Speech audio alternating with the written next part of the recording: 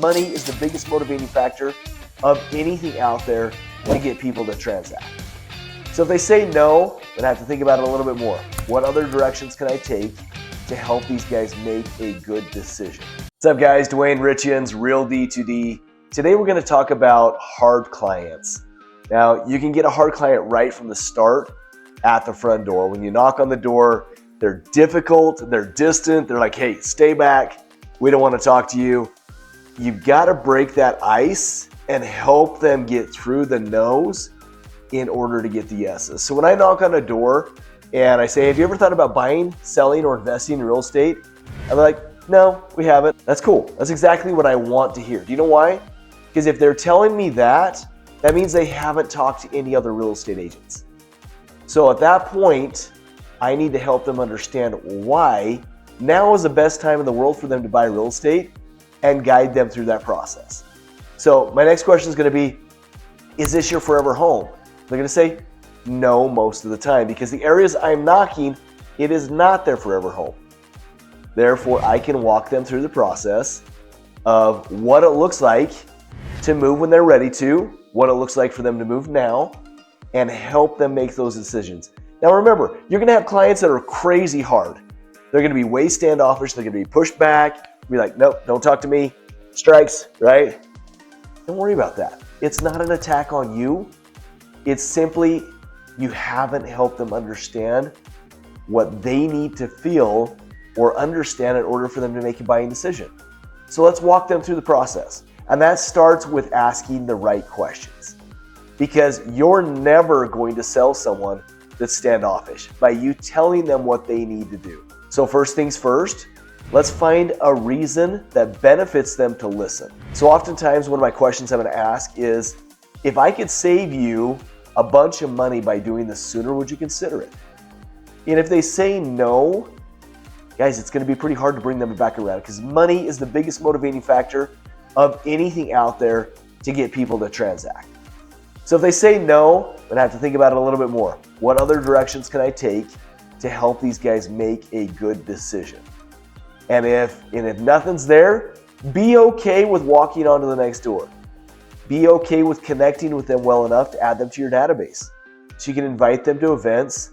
Don't burn bridges. Guys, most people that are standoffish, that are hard to communicate with, that are more professional, that are more direct and blunt, they want directness and blunt. They don't want you to beat around the bush. So if you're knocking on doors and you're constantly getting knocked down by asking them crazy questions, guys, cut it out. Make it shorter. You want to get direct and to the point as fast as you can so that people can make decisions on whether they want to listen or not. Remember, when you're knocking on somebody's door, they didn't expect you to come by. They didn't want you to come by. They still don't want to talk to you at the door. So you've got to be able to strike and get answers quick. Now, when it comes to objections and objection handling and very blunt, hard to work with people, help them. Help them by asking them the right questions. It's going to guide them through the process. Don't be evasive. Do not skirt around everything. Do not hide from the problems, and make sure you understand where they're at. So if they're saying, hey, I don't want to buy in this market. Cool. What about the market creates a hesitancy for you? Well, it's interest rates. What do you think interest rates are going to do? Go up or down? What makes you nervous about that? And then walk them through that process. Guys, it's not rocket science. It's simply learning how to connect with them on a level where I'm tackling the objection right up front and walking them through that process where they can feel like they're being heard, listened to, and guided through a process. Once they feel that, they're connected to you. Once they feel connected to you, they lower their guard down. And that's exactly what you got to have happen if you're going to sell a lot of real estate. So guys, remember, this is big. You've got to connect with your client. And even those hard to deal with clients, as long as you're upfront and honest and straightforward with them, they're going to trust you. And once they trust you, they're going to do real estate with you. And guess what? These are the guys that stay with you long term because they don't want to create new relationships. You think of yourself. If you have someone that took good care of you, they were honest, you trusted them, do you want to trust the next person that comes by? Do you want to go find and build another relationship? Do you want to go through a bunch of relationships that didn't work out, where someone was dishonest and you caught them in lies? And they weren't the type of person you wanted to do business with. Guys, this is the biggest transaction anybody's ever going to do in their life. Expect hard situations. Expect hard stuff to happen. Even if it's a hard conversation to have with your client, just say, hey, can I have a hard conversation with you? I'll tell you a story.